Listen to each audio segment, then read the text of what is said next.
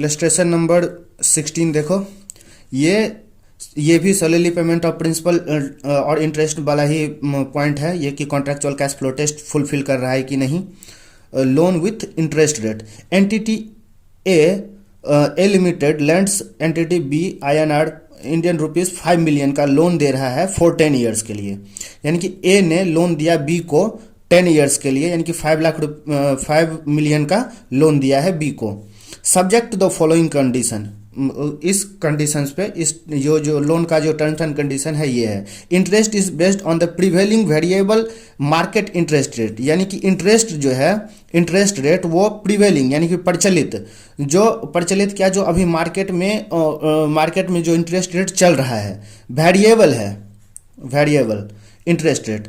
Variable interest rate is capped at 10%, यानी कि इसको वेरिएबल इंटरेस्ट रेट रहेगा तो हमेशा किसको डर रहेगा, इसको डर रहेगा कि कहीं हमारा बहुत ज़्यादा इंटरेस्ट, मान लो अभी मार्केट में 10% चल रहा है या 12% चल रहा है, कल के डेट में 40% हो गया तो इसे तो 40% पे देना पड़ेगा। तो इसे कहीं ना कहीं डर है कि इंटरेस्ट रेट बढ़ ना जाए, बहुत ज़्यादा बढ़ ना जाए, तो इसलिए इसने कैप्ट कर दिया कि हम मैक्सिमम 10% ही आपको इंटरेस्ट पे करेंगे मार्केट रेट। इससे ज़्यादा यदि बढ़ेगा तो हम नहीं पे करेंगे, इससे ज़्यादा नहीं पे करेंगे, इतना तक बढ़ेगा तो इतना तक। लेकिन यदि उस दिन मार्केट इंटरेस्ट रेट 8% रहेगा तो 8% पे ही देगा, ये बी लिमिटेड इंटरेस्ट पे करेगा। यानी कि ए लिमिटेड को ये डर लग रहा है, या तो ए लिमिटेड को डर लग रहा होगा कि कहीं 10% से बहुत कम ना हो जाए, ऐसा ना हो कि इंटरेस्ट रेट मार्केट में कम होने वाला है, यानी कि 2% या 1% हो जाए तो ए लिमिटेड को नुकसान हो जाएगा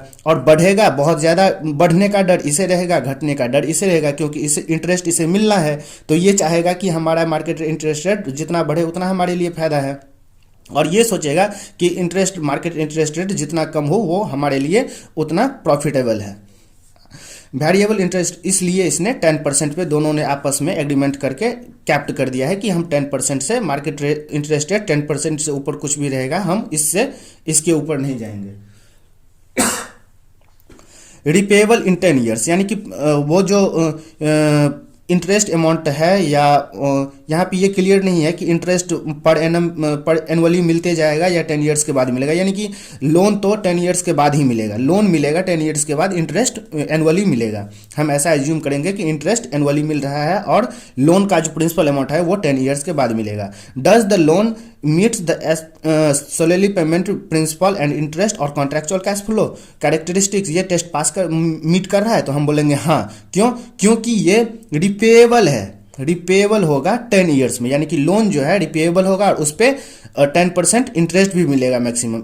यानी कि हम कब बोलते हैं, ये कंडीशन हमें कब बोलते हैं कि सेटिस्फाइड है, जब हमें इस पर प्रिंसिपल और इंटरेस्ट मिलता है, इसके अलावा हमें कुछ नहीं मिलना चाहिए, या हम इसके अलावा कुछ नहीं देंगे अपने इंस्ट्रूमेंट होल्डर को।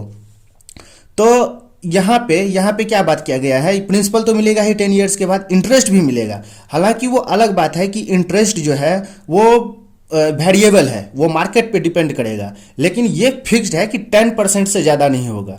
लेकिन इंटरेस्ट तो मिलेगा ही, चाहे जो भी हो उस दिन का मार्केट रेट ऑफ इंटरेस्ट, उसके अकॉर्डिंग मिलेगा इंटरेस्ट। लेकिन ये दोनों अमाउंट हमें 10 ईयर्स के बाद मिलेगा ही। तो इसका मतलब ये है कि हमारा ये जो contractual cash flow characteristic test है वो मीट कर रहा है।